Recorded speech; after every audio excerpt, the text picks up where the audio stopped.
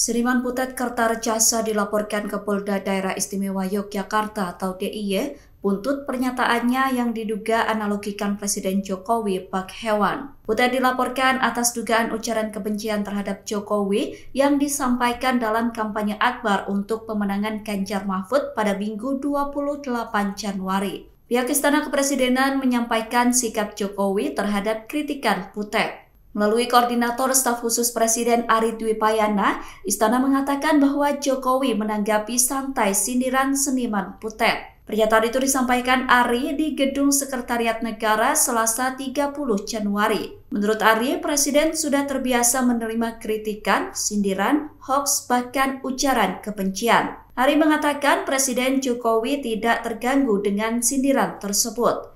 Jokowi menyikapi hal itu dengan biasa saja dan tetap menjalani aktivitas bekerja setiap hari. Adapun laporan terhadap Butet dibuat oleh relawan Pro Jokowi atau Projo Daerah Istimewa Yogyakarta. Butet sendiri mengatakan dirinya menghormati upaya hukum yang dilakukan para relawan Projo. Namun ia berpendapat sebagai seniman dirinya boleh secara bebas mengartikulasikan pikiran melalui media seni. Butet juga membantah menganalogikan Presiden Jokowi seperti binatang. Menurut Butet, apa yang disampaikannya dalam kampanye Ganjar Mahfud memiliki tafsir yang berbeda dengan pelapor. Seniman Butet Kertarecasa menanggapi laporan terhadap dirinya buntut kritik Presiden Joko Widodo saat kampanye Ganjar Mahfud di Daerah Istimewa Yogyakarta atau DIY. Butet dilaporkan oleh relawan Jokowi ke Polda Daerah Istimewa Yogyakarta atas dugaan pencemaran nama baik, ujaran kebencian, dan perbuatan tidak menyenangkan. Seniman asal Yogyakarta itu bingung disebut telah menganalogikan Presiden Jokowi bak binatang. Ia mempertanyakan kata-kata binatang mana yang membuat dirinya disebut telah menganalogikan Jokowi bak binatang. Butet mengatakan apa yang ia sampaikan hanya tafsir saja. Terkait laporan terhadap dirinya, Butet mengatakan ia menghormati upaya hukum yang dilakukan relawan Pro Jokowi atau Projo. Namun menurutnya, sebagai seniman ia berhak secara bebas menyalurkan ekspresinya. Butet berkata kebebasan berekspresi seorang seniman telah dijamin Undang-Undang Dasar 1945, sehingga seniman diperbolehkan untuk mengartikulasikan pikirannya secara bebas. Seniman Butet Kertarecasa mengungkap alasan dirinya menyampaikan kritikan pedas terhadap Presiden Joko Widodo. Butet mengatakan pantun kritikan Jokowi yang ia sampaikan dalam kampanye akbar pemenangan Ganjar Mahfud dibuat sebagai bentuk rasa sayangnya kepada Presiden. Menurut Butet, Jokowi telah melukai hingga mengkhianati demokrasi, sehingga ia sebagai orang yang mencintai Jokowi ingin mengingatkan manuver Presiden. Butet mengatakan ia sudah putus asa untuk mengingatkan Jokowi menggunakan cara yang halus. Oleh karena itu, ia memilih memakai cara yang lebih frontal untuk mengkritik Jokowi. Butet menegaskan bahwa dirinya bukan pencilat. Kritik yang ia sampaikan untuk Jokowi bukan semata-mata dilakukan untuk menjilat kelompok tertentu yang anti Jokowi. Menurut Butet, perjuangan aktivis 98 untuk membangun demokrasi Indonesia telah dikhianati oleh Jokowi. Ia juga menilai kehidupan demokrasi yang sudah terbangun terganggu dengan iklim politik yang tidak sehat. Maka dari itu, Butet menyampaikan kritikan tajam terhadap Presiden Joko Widodo. Seharusnya kita hormati yang mimpin negara. Tapi maaf, kita muak karena dia memihak.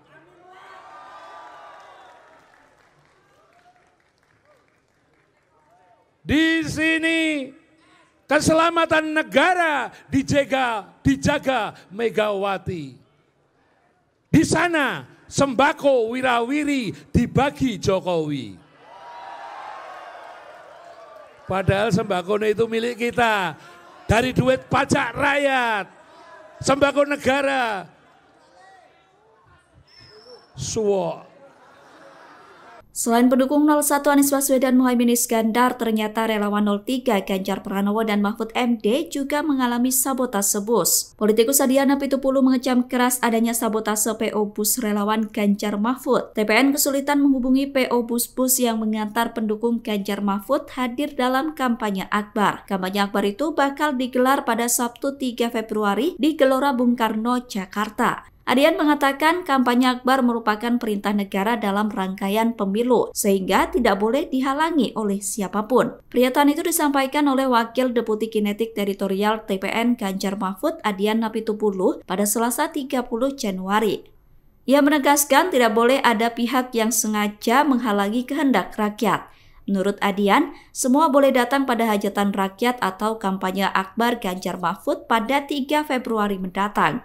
Kampanye akbar disebut Adian sebagai salah satu bagian untuk menciptakan politik riang gembira. Adian meyakini masa pendukung akan memakai sarana transportasi lain jika tidak diperbolehkan memakai bus. Dengan begitu akan membuktikan jika tidak ada kekuatan apapun yang menghalangi kehendak rakyat. Gelaran kampanye akbar Paslon 01 Anies Baswedan dan Muhaimin Iskandar yang dijadwalkan pada 10 Februari mendatang ternyata mengalami kendala. Bus yang hendak digunakan simpatisan Anies Muhaimin untuk datang ke kampanye akbar di Jakarta International Stadium disabotase.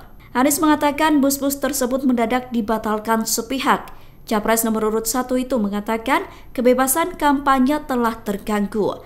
Ia mempertanyakan soal upaya menjaga iklim demokrasi yang sehat dan kesempatan yang sama setiap warga negara. Meskipun bus telah dibatalkan, menurut Anies aksi itu tidak akan menghentikan semangat simpatisan. Justru relawan dan simpatisan makin semangat dan mengajak semua rakyat menyaksikan apa yang telah terjadi. Anies kemudian mempertanyakan apakah kondisi tersebut akan dibiarkan begitu saja. Dengan adanya sabotase bus itu, Anies yakin Indonesia makin butuh adanya perubahan. Penyaluran bantuan sosial program Presiden Jokowi akan dirapel selama 3 bulan pada Februari 2024. Pembagian bansos itu tidak melibatkan Kementerian Sosial. Atas hal itu, Capres Anies Baswedan memberikan kritikan keras. Anies mengkritik bansos yang tidak diberikan per bulan tetapi digabung atau dirapel. Menurut Anies, bansos sebaiknya diberikan per bulan bukan mengikuti kalender politik. Anies menegaskan program bansos sudah diputuskan oleh pemerintah, sehingga ia tidak ingin program bansos dimanfaatkan untuk kepentingan politik. Hal yang sama juga disampaikan Ketua Badan Anggaran atau Banggar DPR RI Said Abdullah. Said khawatir bansos dijadikan sebagai alat kepentingan politik. Pasalnya, Kemensos sebagai ujung tombak penyaluran bansos tidak dilibatkan, justru diambil alih oleh pihak lain.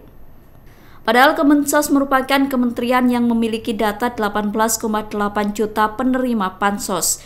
Said mengatakan selama hampir 10 tahun pemerintahan Presiden Jokowi, data terpadu kesejahteraan sosial atau DTKS dikelola langsung oleh Kemensos. DTKS selalu dikelola oleh Kemensos, bukan kementerian lain apalagi Kemenko PMK.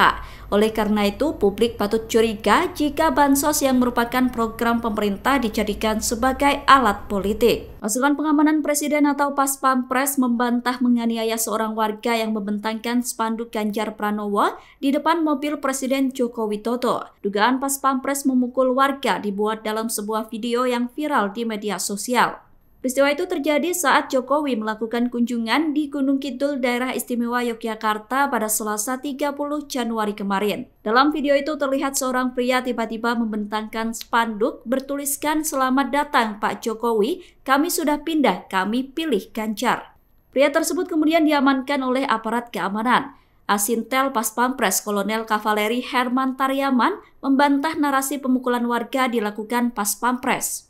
Kolonel Kavaleri Herman mengatakan pihak yang mendorong warga menggunakan baju sipil biasa, sedangkan Pas Pampres memakai seragam resmi saat menjaga Presiden Jokowi dalam kunjungan kerjanya. Kolonel Kavaleri Herman menyebut Pas Pampres mempunyai tugas melakukan pengamanan fisik jarak dekat terhadap VVIP. Hal itu sesuai dengan tugas dan fungsinya yang telah diatur Undang-Undang Nomor 34 Tahun 2004 tentang pengamanan VVIP. Dari data simulasi kertas suara, Bapak Ibu sekalian, posisi hari ini ketika kita tanyakan siapa calon presiden dan calon wakil presiden yang dipilih, maka angkanya posisi pasangan 02 atau Prabowo Subianto dan Gibran Rakabuming Raka di angka 50,7%. Jadi elektabilitas Prabowo Gibran sudah mencapai atau sudah melewati magic number untuk satu putaran, ya, yaitu di angka 50,7%. Lembaga survei LSI dari JA merilis hasil cacak pendapat terbarunya. Dalam survei itu, paslon nomor urut 2 Prabowo Gibran unggul di posisi pertama dengan suara mencapai lebih dari 50%. Prabowo Gibran meraih elektabilitas sebesar 50,7%. Kemudian posisi kedua ditempati oleh paslon nomor urut 1 Anies Muhaimin atau Amin dengan elektabilitas 22,8%. Sedangkan paslon nomor urut 3 Ganjar Mahfud berada di posisi ketiga dengan elektabilitas 19,7%. Survei tersebut dirilis LSI dari JA melalui kanal YouTube-nya pada Selasa 30 Januari. Berdasarkan hasil survei itu, maka Prabowo Gibran sudah memenuhi syarat untuk menang dalam satu putaran. LSI dan JA menggunakan teknik multistage random sampling dengan melibatkan 1.200 responden. Survei elektabilitas Capres-Cawapres itu dilakukan pada 16-26 Januari 2024. Margin of error dari survei LSI dan JA itu sekitar 2,9%. Sementara itu, dalam survei yang dilakukan oleh Lembaga Survei Indonesia atau LSI yang dirilis pada Sabtu 20 Januari kemarin, Prabowo Gibran juga unggul. Namun elektabilitas Prabowo Gibran belum mencapai 50%. Dalam survei LSI, elektabilitas Prabowo Gibran mencapai 47,0%. Sedangkan Anies Muhaimin di posisi kedua mendapat elektabilitas 23,2%. Disusul Ganjar Mahfud dengan perolehan elektabilitas 21,7%. Adapun survei LSI itu dilakukan pada 10-11 Januari 2024. Survei itu melibatkan sebanyak 1.206 responden dengan metode double sampling. Margin of error dari survei itu berkisar 2,9% dengan tingkat kepercayaan 95%. Dari data simulasi kertas suara, Bapak Ibu sekalian, posisi hari ini ketika kita tanyakan siapa calon presiden dan calon wakil presiden yang dipilih, maka angkanya posisi pasangan 02 atau Prabowo Subianto dan Gibran Rakabuming Raka di angka 50,7%.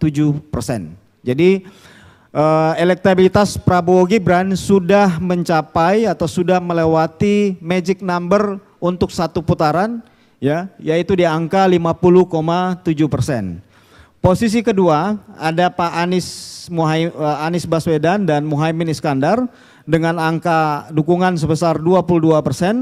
Kemudian diikuti pasangan Ganjar Pranowo Mahfud MD, ya, pasangan 03 dengan angka dukungan 19,7%. Ada juga sekitar 0,7% pemilih yang salah mencoblos. Ya, jadi salah mencoblos ini artinya mereka mencoblos tidak sesuai dengan ketentuan yang dibuat dalam Undang-Undang Pemilu dan PKPU kita, sehingga kalau kita total ada 0,7% yang salah mencoblos. Namun demikian ada sekitar 6,9% lagi yang belum menjawab atau masih merahasiakan pilihannya. Jadi tersisa kurang lebih sekitar 6,9% pemilih yang belum menentukan pilihan atau merahasiakan pilihannya.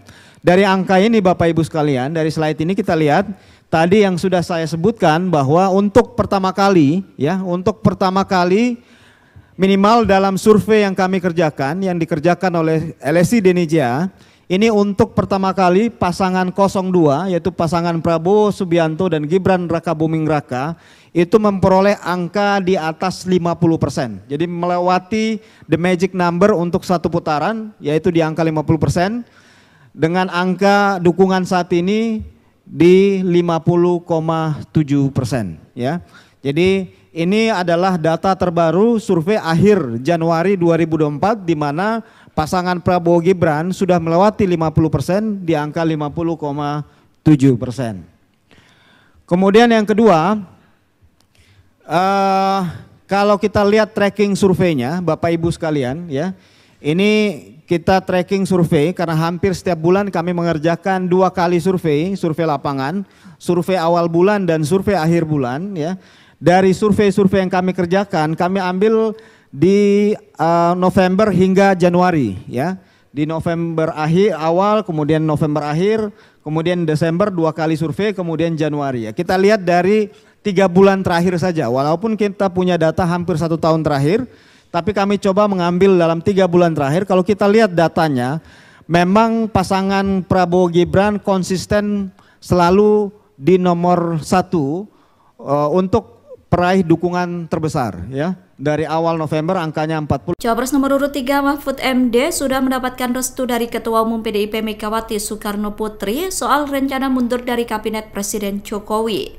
Pernyataan itu disampaikan oleh Sekjen PDIP Hasto Kristianto pada Selasa 30 Januari 2024. Hasto mengatakan Megawati sudah lama memberikan restu Mahfud MD mundur dari Menko Polhukam. Sementara itu, Mahfud MD sendiri sudah bertemu dengan Menteri Sekretaris Negara pada Senin malam kemarin. Mahfud mengatakan sebagai cawapres dirinya harus jelas secara ketatanegaraan. Oleh karena itu, Mahfud MD menginginkan untuk bertemu dengan Presiden Jokowi. Hal itu dilakukan untuk menjaga integritas dan etika seorang menteri kepada Presiden sebagai kepala negara. Mahfud mengatakan ia sengaja meminta jadwal bertemu Presiden agar bisa pamit secara langsung. Cawapres pasangan Ganjar Pranowo itu menginginkan berpamitan dengan penuh penghormatan.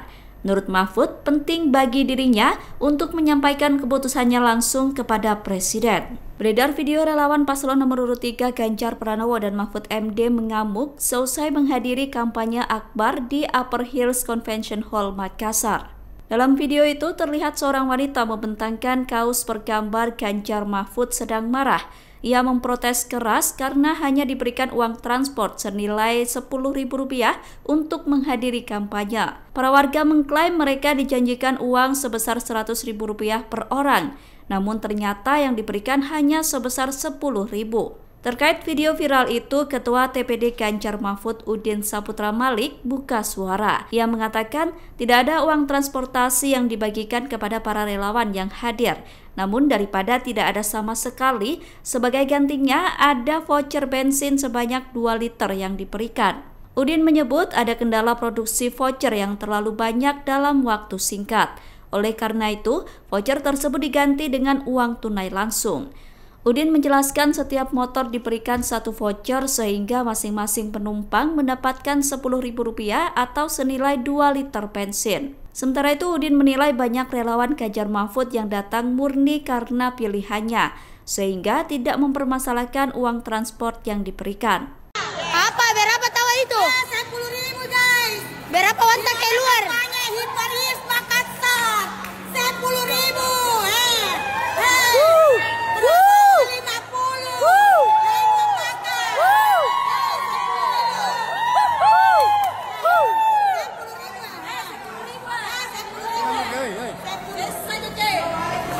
Download Tribun X sekarang, menghadirkan lokal menjadi Indonesia.